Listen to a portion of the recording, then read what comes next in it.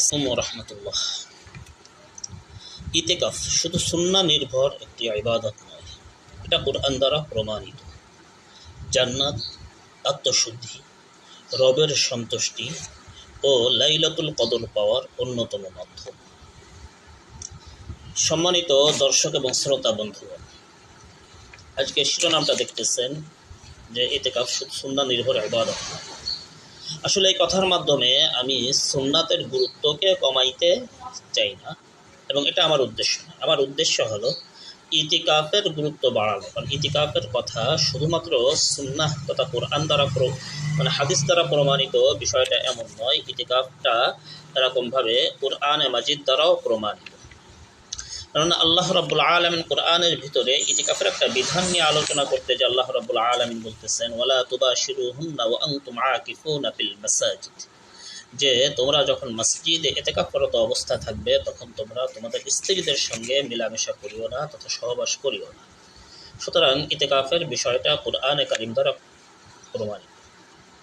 ইতিকাফের মূল উদ্দেশ্য হলো দুনিয়ার সঙ্গে সম্পর্ক ছিন্ন করা, কৃত্রিমভাবে। বাস্তবে তো আন্তরিকভাবে তো এটা হবে না, কৃত্রিমভাবে মানে লৌকিকতার সঙ্গে, এবং আল্লাহ রাব্বুল আলামিনের সঙ্গে নিজের হৃদয়টাকে, নিজের মনটাকে জুড়ে দেওয়া। এটা মূলত তিনটা ভাবে ইতিকাফের মাধ্যমে এটা অর্জিত হয়। এক নাম্বার, এখানে ইতিকাফে যখন বসা হয় মানুষের হৃদয়টা কখন ব্যস্ত থাকে যখন তার আশেপাশে মানুষজন থাকে, তার কাজের ব্যস্ততা থাকে এবং তার কাছে বিভিন্ন প্রকারের তথ্য আসতে থাকে। কিন্তু কোনো ব্যক্তি যদি ইতিকাফে বসে, তার আশেপাশে যেমন মানুষজনের উপস্থিতিও কমে যায়, তার কাজের ব্যস্ততাও কমে যায়, অনুরূপভাবে তার কাছে তথ্যের আদান প্রদানও কমে যায়। হ্যাঁ, তবে বর্তমানে যেহেতু অ্যান্ড্রয়েড ফোন তথা স্মার্টফোনের বিষয়টা চলে আসছে, এই জন্য আমরা যারা ইতিকাফে বসবো অবশ্যই আমরা চেষ্টা করব নিজেদের ফোনটাকে নিজের থেকে অন্তত এই 10টা দিনের জন্য দূরে রাখা। এর মাধ্যমে হৃদয় শান্ত হয়, আত্মা শান্ত হয়, এবং এই আত্মা শান্ত হওয়ার কারণেই আল্লাহ রাব্বুল আলামিনের সঙ্গে আমাদের সম্পর্কটা এরকমভাবে জুড়ে যায়। দেখেন, এখানে আরেকটা গুরুত্বপূর্ণ বিষয় ইতিকাফের গুরুত্ব নিয়ে না বললে নয়, যে আল্লাহ রাসূল সাল্লাল্লাহু আলাইহি ওয়াসাল্লাম যত ইবাদত করছেন ফরজ এবং ওয়াজিব বাদে বাকি সকল ইবাদতকে তিনি মাঝে মধ্যে ছেড়েছেন উম্মতের সহজের জন্য। তাহাজ্জুদ নামাজ আল্লাহ রাসূল সাল্লাল্লাহু আলাইহি ওয়াসাল্লামের উপরে ফরজ ছিল, সেটার কথা ভিন্ন। কিন্তু অন্যান্য নফল বা সুন্নাতে জায়েদা বা মুস্তাহাব যে ইবাদতগুলো, এগুলো আল্লাহ রাসূল সাল্লাল্লাহু আলাইহি ওয়াসাল্লাম মাঝে মধ্যে ছেড়েছেন। কিন্তু ইতিকাফ, এই রমজানের শেষ দশকের ইতিকাফ, এটা আল্লাহ রাসূল সাল্লাল্লাহু আলাইহি ওয়াসাল্লাম কখনোই ছাড়েননি। এটা সুন্নাতে মুআক্কাদায়ে কিফায়া।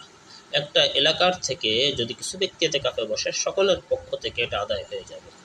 আর যদি কোনো মহল্লা থেকে কেউ না বসে, তাহলে সকলে মিলে সম্মিলিতভাবে সুন্নাতে মুআক্কাদা তরকের গুনাহগার হবে।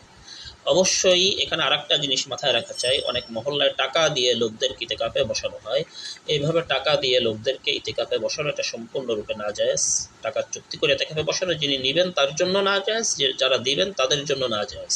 এবং এতে মহল্লার যে ইতিকাফে সকলে না বসলে সুন্নাতে মুআক্কাদা তরকের যে গুনাহগার হবে, এর থেকে বাঁচার সুযোগ নেই।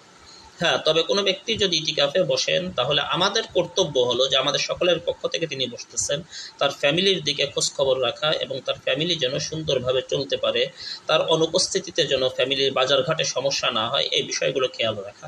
এবং যেহেতু তিনি আমাদের সবার পক্ষ থেকে বসছেন, এজন্য কোনো প্রকারের চুক্তিবিহীনভাবে যদি কেউ ব্যক্তিগতভাবে তাকে কিছু হাদিয়া দিতে চান, সম্মিলিতভাবে তুলে নয়, ব্যক্তিগতভাবে, তাহলে সেটা দিলেও দেওয়া যাইতে পারে। ইতিকাফ মূলত একটা স্বতন্ত্র ইবাদত কিনা, এটা নিয়ে উলামায়ে কিরামের ভিতরে মতবিরোধ আছে। কেউ বলছেন ইতিকাফ একটা স্বতন্ত্র ইবাদত, কেউ বলছেন এটা স্বতন্ত্র ইবাদত নয়, এটা শুধুমাত্র লাইলাতুল কদরকে পাওয়ার একটা কৌশল। কেননা যে ব্যক্তি ইতিকাফের ভিতরে থাকবে, তিনি তো এমনিতেই তাহাজ্জুদের নামাজ পড়বেন, এটা আশা করা যায়। তিনি রাত জাগা তার জন্য সহজ থাকবে, কাজের ব্যস্ততা কম থাকবে। সুতরাং এই ব্যক্তি যে বেজোড় রাতগুলোতে ইবাদত করবেন, ইবাদতের মাধ্যমে লাইলাতুল কদর পাওয়া যাবে। লাইলাতুল কদরই খায়রুম মিন আলফি শাহর, 1000 মাস অপেক্ষা লাইলাতুল কদরের মূল্য বেশি। আর যে ব্যক্তি যার জীবনে একবার লাইলাতুল কদর পেয়ে গেল, সে তো কতই না সৌভাগ্যবান। একটা রাত যদি ইবাদত করা যায়, ৮৩ বছর ৪ মাস একটানা ইবাদত করার সব আল্লাহ রাব্বুল আলামিন আমলনামায় লিখে দেবেন। ইতিকাফ হলো মূলত একটা আত্মিক অন্তরের একটা চিকিৎসা। এটা অন্তরের চিকিৎসার একটা মাধ্যম। এবং এখানে যেহেতু ইতিকাফে বসলে সাধারণত কথা কম বলা হয়, বেশি বেশি আল্লাহ রাব্বুল আলামিনের জিকির করা হয়, এরপরে দুনিয়ার সঙ্গে সম্পর্ক কমে যায়। এর মাধ্যমে এরকমভাবে হৃদয়টা, অন্তরটা আল্লাহ রাব্বুল আলামিনের ভালোবাসার দিকে স্থির হয়ে যায়। আর আল্লাহ রাব্বুল আলামিন তো স্পষ্ট নিজেই কোরআনে বলছেন, আলা বিযিকরিল্লাহি তাতমাইন্নুল কুলুব, আল্লাহ রাব্বুল আলামিনের স্মরণের মাধ্যমে অন্তরগুলো প্রশান্তি লাভ করে। সুতরাং অন্তরের প্রশান্তি স্থায়ীভাবে অর্জন করার জন্য এর একটা ট্রেনিং পিরিয়ডও হতে পারে ইতিকাফ। সর্বশেষ কথা হলো যে আমরা ইতিকাফের মাধ্যমে মৌলিকভাবে 5টা লাভ আমরা অর্জন করতে পারি। পাঁচটা কারণে আমরা ইতিকাফের দিকে যাইতে পারি। 1 নম্বর হলো এই যেটা বলতেছে যে আল্লাহ রাসূল সাল্লাল্লাহু আলাইহি ওয়াসাল্লাম তার গোটা জীবনে রমজানের শেষ দশকে ইতিকাফ কখনো ছাড়েননি, গুরুত্ব দিয়েছেন। সুতরাং আমরাও এটাকে গুরুত্ব দেওয়ার চেষ্টা করব এবং অবশ্যই 20 রোজায় ইফতারের আগে মসজিদে প্রবেশ করব এবং ঈদুল ফিতরের চাঁদ ওঠার পরে আমরা মসজিদ থেকে বের হব। দ্বিতীয়ত, ইতিকাফ এটা কোরআন দ্বারা প্রমাণিত একটা ইবাদত। তৃতীয়ত, এটা লাইলাতুল কদর, আমাদের বাংলাদেশের পরিভাষায় শবে কদর তালাশের অন্যতম একটা মাধ্যম। চতুর্থত, এটা হৃদয়ের চিকিৎসা, আমাদের আত্মার রোগের চিকিৎসা। আর সর্বশেষ কথা হলো এটা দুনিয়া থেকে সাময়িক এবং কৃত্রিম একটা বিচ্ছিন্নতা আমাদের জন্য এবং আল্লাহ রাব্বুল আলামিনের সঙ্গে আমাদের অন্তরকে কিছু সময়ের জন্য হলো একটা জুড়ে দেওয়ার মাধ্যম।